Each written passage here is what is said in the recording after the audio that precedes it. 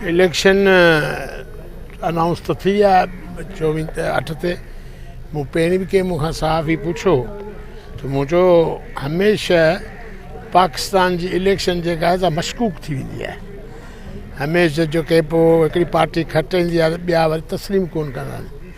हिन मुंहिंजी हींअर इलेक्शन कमीशन खे इहा रिक्वेस्ट आहे त महिरबानी करे हींअर फ्री एंड फेयर इलेक्शन थिए तो सुभाणे हर पार्टी उनके तस्लीम करे।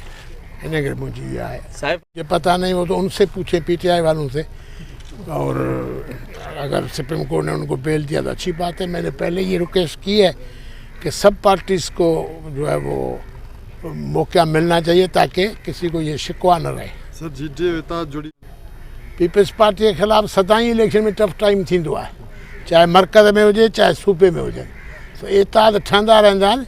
पाकिस्तान पीपल्स पार्टी जी जड़ूं अवाम में आहिनि, अवाम उन सां गॾु आहे, उन करे उनखे फ़िकुरु कोन्हे। जेको एतमाद ऐं जेको प्यार ऐं मोहब्बत टंडो लिहाज़ जे अवाम मूंखे या मुंहिंजे ख़ानदान खे पीपल्स पार्टी जे प्लेटफॉर्म तां हमेशह मिलियो आहे। मूंखे इहा ई उमेदु आहे त असीं जेको आहे सो इलेक्शन में कामयाबु थींदासीं ऐं टंडो लिहाज़ जी अवाम हिकु दफ़ो वरी असां ते उहो ई एतमाद जेको चेयरमैन बिलावल भुट्टो असांजी पार्टी जो चेयरमैन आहे उन ते एतमाद कंदे पाकिस्तान पीपल्स पार्टी जा जेके बि कैंडिडेट हूंदा उनखे वॾी भारी अक्सरियत सां टंडो लिहाज़ जो अवाम कामयाबु कंदो, सिंधी अवाम कामयाबु कंदो, बल्कि पूरे पाकिस्तान में पाकिस्तान पीपल्स पार्टी इंशाअल्लाह तव्हांखे सरप्राइज़ ॾींदी ऐं वॾी मेजॉरिटी सां असीं हुकूमत ठाहींदासीं। ऐं छाकाणि त टंडो लिहाज़ जी अवाम सां जेको तालुक़ु आहे उहो अॼु जो तालुक़ु कोन्हे, हीअ रिश्तो हीअ तालुक़ु असांजो जेको आहे मुंहिंजे वॾनि खां मोहम्मद हसन शाह मुंहिंजो पहिरीं हितां इलेक्ट मेंबर हो, ॾाॾो मुंहिंजो, उन खां पोइ मुंहिंजो अंकल उमेर अली शाह, उन खां पोइ मुंहिंजो वालिद साहब, उन खां पोइ टंडो लिहाज़ जी अवाम मूंखे 2 दफ़ा मुंतख़िब कयो। हिन दफ़े मूंखे उहे ई उमेदूं आहिनि त जॾहिं असीं इलेक्शन में अॼु नॉमिनेशन जो आहे इंशाअल्लाह ही प्रोसेस जीअं कंप्लीट थींदो तव्हां ॾिसंदा त कहिड़े नमूने सां जेको आहे सो टंडो लिहाज़ जी अवाम पाकिस्तान पीपल्स पार्टी नुमाइंदनि जो आदर भाव करे थो, उनखे प्यार ॾिए थो ऐं इंशाअल्लाह 8 फेबरवरी ते पीपल्स पार्टी कामयाबी आहे। सभिनी पार्टियुनि खे इहो हक़ु आहे ऐं सभिनी माण्हुनि खे इहो हक़ु आहे त हू इलेक्शन में फॉर्म भरियूं ऐं असीं चाहियूं था हर कोई माण्हू आज़ादु आहे ऐं उनखे पंहिंजे वोट जो हक़ु आहे। जंहिं कैंडिडेट खे टंडो लिहाज़ जो अवाम पसंदि करे थो ऐं जंहिं ते हुनजो एतमाद आहे उहो 8 फेबरवरी ते ख़बर पइजी वेंदी। लाज़मी इलेक्शन आहे, इलेक्शन में सभिनी जो हक़ु आहे ऐं जेको बि साम्हूं ईंदो त असीं आउं सम्झां थो यदि इलेक्शन में बीहूं था ऐं पंहिंजे माण्हुनि ते असांखे एतमाद आहे, टंडो लिहाज़ जे नौजवान नस्ल ते असांखे एतमाद आहे। हिते माण्हुनि कॾहिं बि असांखे मायूस न कयो आहे, पाकिस्तान पीपल्स पार्टी खे मायूस न कयो आहे, त इन ई उम्मीद सां त रब्बिल आलमीन असांखे कामयाबी नसीब कंदो। मेरे भाई, आपने देखा है इस टेन्योर में जो मुझे मनसब मिला, मेरी ये कोशिश रही है कि इस इलाके की बेहतरी के लिए काम करूं और आपकी ये कैमरा की आँख गवाही देगी।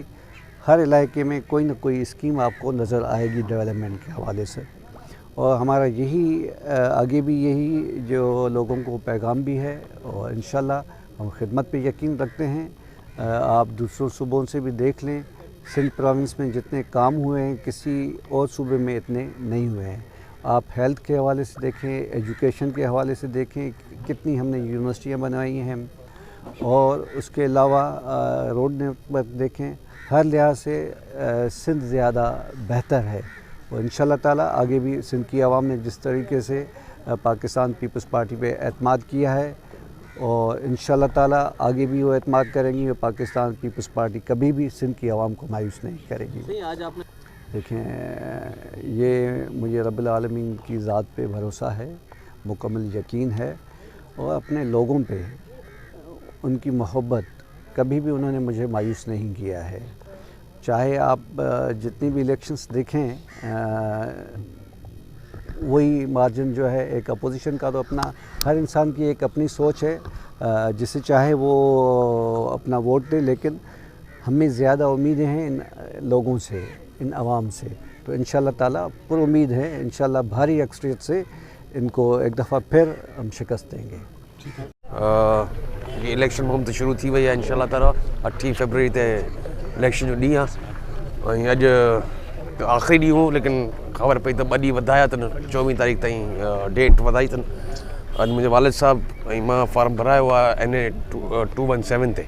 इंशाअल्लाह ताला इलेक्शन वरंदासीं ऐं पार्टी जी टिकट आहे, इंशाअल्लाह ताला पाकिस्तान पीपल्स पार्टी कटेगी इलेक्शन। आप समझते हैं कि नहीं होंगे? ये तो खामखा अफवाहें दी जाती हैं।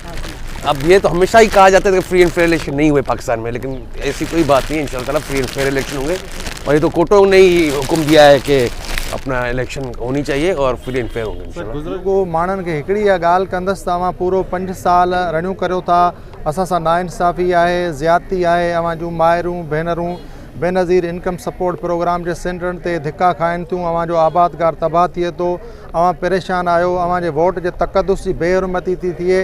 ही अवां वटि मौक़ो आहे। कुझु बि हुजे, इदारा कुझु बि हुजनि, सियासी पार्टियूं कुझु बि हुजनि, उहे जेके सियासी समाजी माण्हू, उहे जेके हमेशह मिडल क्लास जी ॻाल्हि कनि था, ऐं उन्हनि माण्हुनि सां मुखातिबु आहियां जिन माण्हुनि हमेशह कंहिं बि पार्टी सां लाॻापियल हुजनि या कंहिं पार्टी धुर सां न लाॻापियल हुजनि। उन्हनि माण्हुनि खे इहो चवां थो त हीउ वक़्तु आहे, अवां पंहिंजे जेके वोट जी हिफ़ाज़त करियो। अवां जो माण्हू त अचे थो, ॾिसो मुतबादिल त बीठो आहे न, अवां जे साम्हूं बीठो आहे। अवां पंहिंजे मुतबादिल खे कीअं सपोर्ट कंदो? अवां पंहिंजे मुतबादिल खे वोट जी सूरत में सपोर्ट कंदो। अवां करप्शन, गुड गवर्नेंस समेत जेके बि अवां जा जेके मक़ामी जेके सोशल जेके इशूज़ आहिनि, अवां असेंबली में कंहिंखे था मोकिलणु चाहियो? असलम लगारी खे तव्हां मोकिलणु चाहियो या कंहिं ॿिए माण्हू खे मोकिलणु था चाहियो?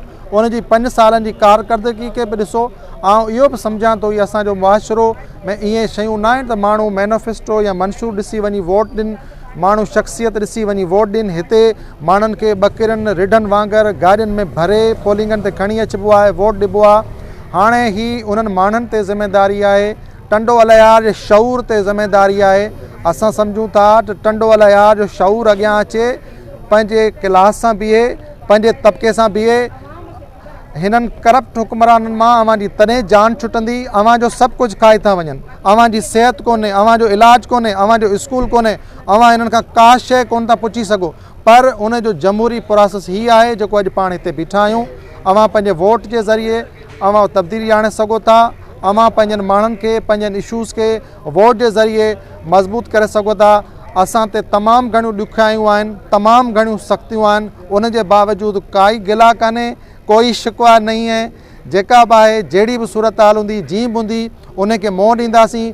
टंडे अलायार जे माण्हुनि खे हिकिड़ो मुतबादिल ॾियणु था चाहियूं हिननि करप्ट तरीन हुक्मराननि मां, जिन रिकॉर्ड तोड़िया आहिनि हर शइ जा। जेको इहो चवण ई काफ़ी आहे त हिननि 5 सालनि दौरान उहे ॿोॾ मुतासिर हुजनि, उहे अवां जा आबादगार हुजनि, कमनि जा आबादगार हुजनि, सारियुनि जा आबादगार हुजनि, अवां जूं म्यूनसिपल कमेटियूं हुजनि। रुगो जेके ॿार गटर नालनि में किरी फ़ौत थिया आहिनि, उहा जेकॾहिं हिननि ते चार्ज कजे, ही उन्हनि केसनि में बि सज़ा खाई वञनि।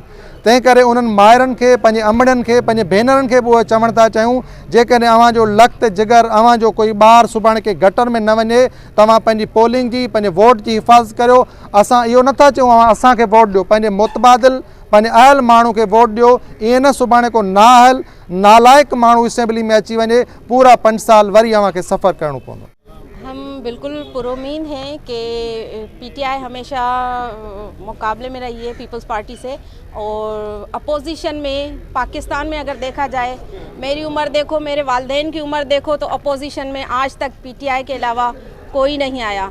तो वाहिद तंजीम है जो इनसे मुकाबला करती आ रही है और आगे भी करेगी। मैं टंडो अलायार के अवाम को ये इस चैनलों के ज़रिए पैगाम दूंगी कि आपको अपनी वोट के ज़रिए नस्लों की, अपनी वसीलों की, सब चीज़ों की रखवाली के लिए ये वोट आपको सही उम्मीदवार चुनने के बाद ही कुछ कर दिखाने के काबिल आप लोग करेंगे, आप लोग फैसला करेंगे। और आज हमारी आवाम पहले भी बाशऊर थी और आज अल्हम्दुलिल्लाह और ज़्यादा बाशऊर हो चुकी है। वो हमेशा सच का साथ देगी और पीपल्स पार्टी हमेशा आई है, उनका रिज़ल्ट आप लोगों के सामने है। एक दफ़ा किसी और उम्मीदवार को चुन के मौका देख लीजिए कि वो आप लोगों के लिए क्या कर रहा है? मां सभिनि दोस्तनि काफ़ी दोस्तनि वसूल कयो आहे ऐं उनमें मां पार्टी में बि अप्लाई कयो टिकट लाइ ऐं पोइ जेको पार्टी जो फ़ैसिलो थींदो जेकी पॉलिसी हूंदी उन हिसाब सां गॾिजी सॼी कंदासीं। जी हा, बस जेको पार्टी जो फ़ैसिलो हूंदो उन सां गॾु हूंदासीं। हींअर जेको स्क्रूटनी ऐं फॉर्म जमा करण जो जेको प्रोसीजर हले पियो, इन खां पोइ जेकी बि जेका पॉलिसी हुई उनखे फॉलो कंदासीं। जेको बि कैंडिडेट पार्टी अनाउंस कयो जंहिंजो बि थियो उनखे असां फुल सपोर्ट बि कंदासीं इंशाल्लाह। जी हा।